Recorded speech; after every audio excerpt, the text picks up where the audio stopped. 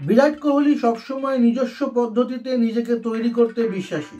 সম্প্রতি সাউথ আফ্রিকার বিরুদ্ধে ১৭ রান করার পর তিনি বোর্ডের নতুন নীতির বিরুদ্ধে সরাসরি মুখ খুলেছেন। কোহলি স্পষ্ট জানিয়েছেন, আমি কখনো মাঠের প্রস্তুতিতে বিশ্বাস করি না, আমার কাছে মানসিক প্রস্তুতিটাই আসল।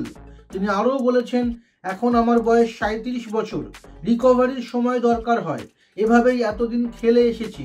আসলে বিসিসিআই নতুন বার্তা দিয়েছে যে ২০২৭ সালের একদিনের বিশ্বকাপের পরিকল্পনায় থাকতে হলে খেলোয়াড়দের ঘরোয়া ৫০ ওভারের ক্রিকেট অর্থাৎ বিজয় হাজারে ট্রফিতে খেলতে হবে। এই বার্তাটি কোহলি এবং রোহিত শর্মার মতো সিনিয়র খেলোয়াড়দের খেলার মধ্যে থাকার উদ্দেশ্যে দেওয়া হয়েছে।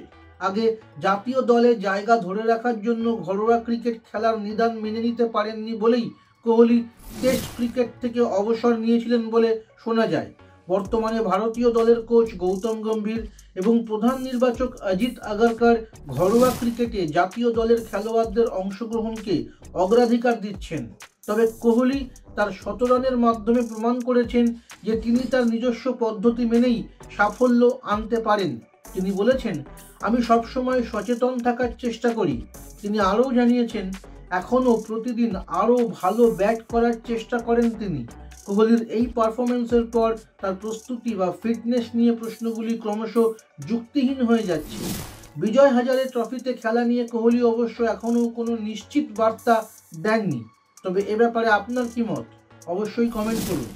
ক্লাস 7 থেকে 12 পর্যন্ত ছাত্রছাত্রীদের জন্য Edubhavan online education app Google play store থেকে ফ্রিতে ডাউনলোড করো, লিংক ডেসক্রিপশনে।